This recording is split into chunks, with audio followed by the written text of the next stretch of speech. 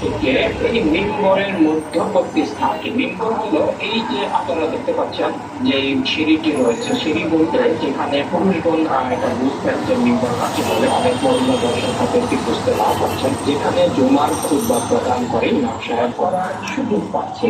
হাকিকতের কথা হলো একটি বিষয় আমরা। তো দর্শক চলুন আমি আপনাদেরকে আস্তে আস্তে ধীরে ধীরে এগিয়ে নিয়ে যাই।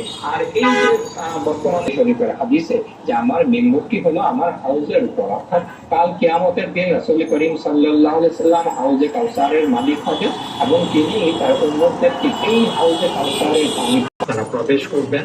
এখান দিয়ে প্রবেশ করে লাইনে দাঁড়াতে হবে।